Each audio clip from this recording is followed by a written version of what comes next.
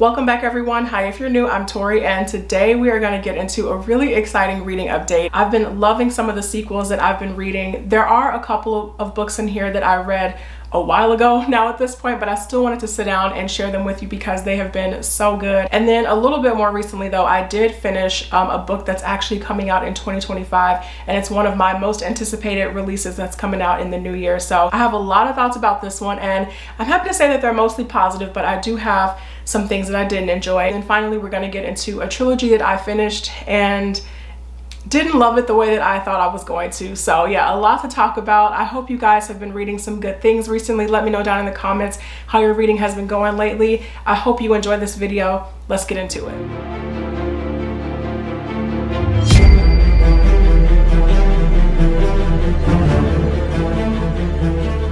So first we need to talk about a book that was one of my most anticipated releases for 2024, and that is On Vicious Worlds by Bethany Jacobs, and this is the sequel to These Burning Stars.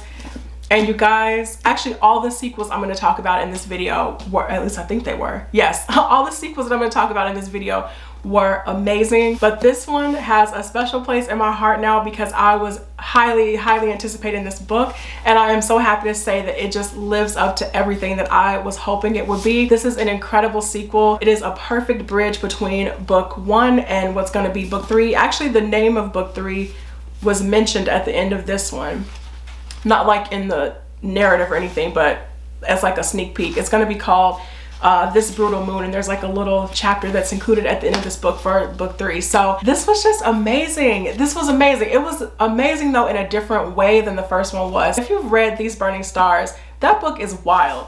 It's wild, it is unhinged, and what happens at the end of book one had my jaw on the floor, but it's the kind of thing that makes you look at the entire book just in a new light, and you're putting pieces together in different ways, and things that, you know, things that you thought made sense at the time have a different meaning to them now. So that was like what was going on in book one. And so when it comes to On Vicious Worlds, I wouldn't go into this sequel expecting that same level of just like twists and turns and like, oh my God, I can't believe this is happening kind of feeling as you had reading These Burning Stars. It's a little bit different in that we really hone in on the politics of this world and the kingdom and kind of the infighting that's starting up. And then because of the things that happened at the end of the first book, the power structure in the kingdom is even more fragile than it was, and you see people trying to maintain power in different ways and take control in different ways. So it's just so good and intriguing, and we really get into the nitty-gritty of all of that in this sequel, which I think was necessary for the story to continue to move forward. So this takes place about 8 months after the events of book one, and the place where our characters were headed at the end of book one,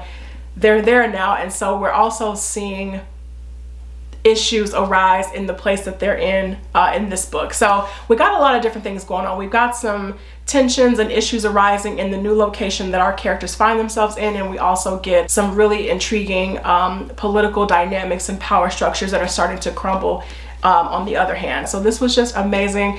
I continue to be blown away by this story, and now the third book is my most anticipated release for 2025. This has just been such a great reading experience. I cannot wait for next year. And then next we've got another sequel that I loved so much, and that is The Kingdom of Copper by S.A. Chakraborty, and this is the second book in the David Bye trilogy. And this is how long I've been sitting on some of these reviews, because I'm currently reading book three, Empire of Gold, almost done with that. So I finished The Kingdom of Copper a while ago, and this was also incredible. Just such a strong sequel. I feel like at the beginning of the year, I was really, you know, not having the greatest time with some of the sequels I was picking up, and just felt so, I don't know, just like kind of let down. I came out of a lot of those sequels feeling like, just, yeah, not having a good time. And so now at the end of the year, it's funny, I find myself like finally hitting my stride with some of these sequels and just really loving them. I don't even know what to say about The Kingdom of Copper. This was incredible. I actually love this more than The City of Brass, which is wild because The City of Brass is so amazing, and somehow Empire of Gold is even better. It's just, this is a perfect series for me. Perfect series. So in Kingdom of Copper, we get a character that we've heard a lot about over the course of book one, and they finally make an appearance in this one. And this character in The Kingdom of Copper, they are wreaking some havoc. They are they're causing some real problems for Daevabad and a particular tribe in Daevabad. But it's so interesting though, because S.A. Chakraborty really knows how to create layered characters, complex motivations, and they're all present in this. One thing that I love about this book, but really about the Daevabad trilogy as a whole, are the conversations between these characters. They're so good. They're so good, and they're so emotionally tense, emotionally mature. And sometimes when I'm reading other books, there's some things that are said in prose, like in the narrative, and I'm just like, I wish this was a conversation. I wish like characters just really got out how they're feeling, what's going on, just confront each other. And that just happens so perfectly in this book. I loved it. I love everything. I continue to just be so impressed by the world building and the historical tensions, the political intrigue of this series. It is just truly fantastic. One of a kind reading experience. I'm loving the Daevabad trilogy. Almost done with Empire Gold, like I mentioned. This has just been a phenomenal reading experience. I love this. Next, let's get into another just incredible sequel, and that is Demon in White by Christopher Rocchio, and this is the third book in the Sun Eater series. This is another one that I finished a while ago, like 2 months ago now at this point, but I loved every second of this, and I really loved getting to chat about it with my book buddy Shy from Shades of Fiction. And this is perfect. This series has just gotten better and better. I have just loved sharing my Sun Eater journey with you guys over the course of this year. I think I started like in May, and I feel like we have been on this journey for a while, getting through now 3 books in the main series, 2 novellas, 1 short story collection, and there's still so much more to read in 2025. I did actually stop my Sun Eater journey here after Demon in White, just because I did want to get into more books that I had on my TBR and kind of focus on those. But we're getting right back into this series with Kingdoms of Death in January of next year. And like I mentioned, this was just perfect. This is now the best of the series for me so far, and that says a lot because I loved Howling Dark. I thought that was just phenomenal. I had a great time with every single second of that book, especially as we got closer to the ending.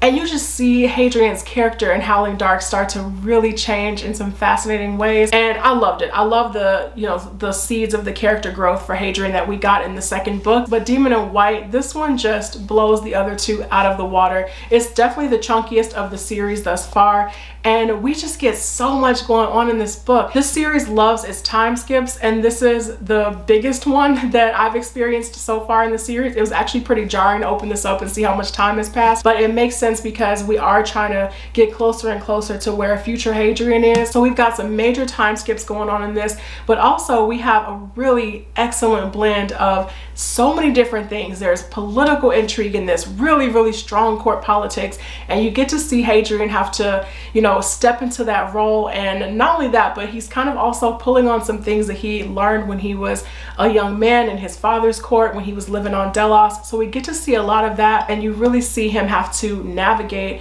this new setting, this new role, new politics. You don't know who's on your side, you don't know what their motivations are.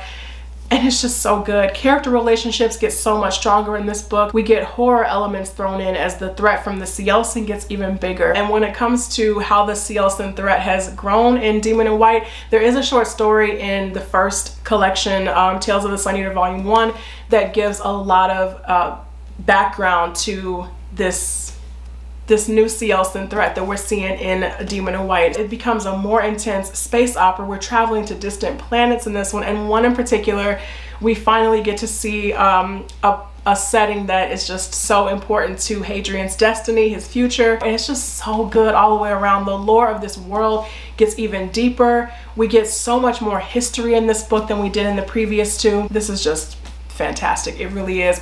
I have nothing bad to say about this book. I feel like I don't even have real commentary on this. This is just perfect. This is why I read. This is one of the most epic pieces of sci-fi that I've ever read. Just so phenomenal. So I think this was a great place to pause my Sun Eater journey for the rest of 2024. I cannot wait to get back at it in 2025 with Kingdoms of Death.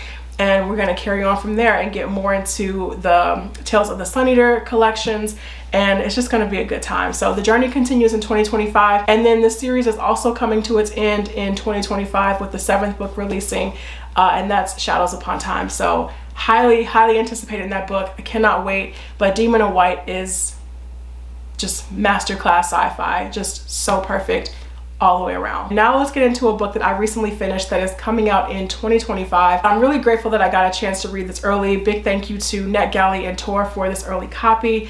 I got a chance to read The Devils by Joe Abercrombie, and I have a lot of thoughts about this book. I do want to start off by saying that this is good. If you're already an Abercrombie fan, I cannot see you going into this book and being like, this was terrible. Like, what did he just write? My big issue with this book, and this is not going to surprise anybody if you have been on my channel for any length of time, this book is just too, this is going to sound weird if you're just clicking on this video. This book was too funny for me. It was too comical. It was almost like kind of slapstick in some places. It was just too much. There were too many jokes, and it's fun for like maybe 300 pages, but this book is really long. It's like 600 pages, and it just goes on and on and on and on. And I think just because of the sheer nature of this story, it just felt very repetitive after a while. Our characters are literally on a journey. They're going from point A to B to C, and there's just very fixed things happening at different points in their journey, and it's very humorous. I don't know what else to say. It's very humorous. I think it's a little bit more funny than what you might be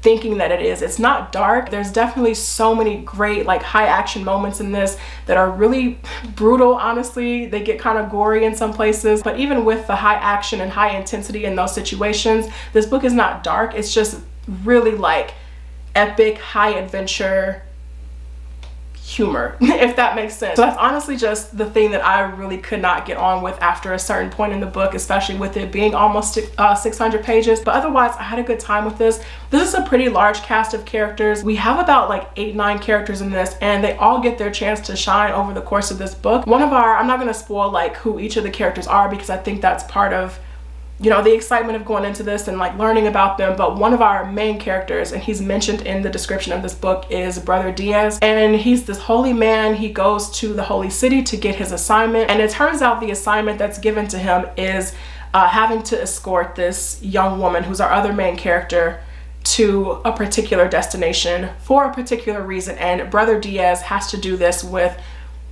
a group of other characters who all have their own like unique skill sets and personalities, and they all have really intriguing backstories, and you just follow them over the course of this journey as they're encountering enemies, trying to get past them in their own unique ways, even sometimes their own humorous ways. And I do say that's why it started to feel a little bit repetitive for me after a while, because it is just a long journey, and they're going A to B to C, and they encounter enemies, and they move on, and they open up with each other, and deeper relationships form, and they move on again. So it's all like very fun. I described it in my Goodreads review as like just a fun, humorous, adventurous romp. I think Abercrombie did such a great job with all of the characters and making them unique and memorable in their own ways. There was one character in particular that I just really did not like at any point in the book though.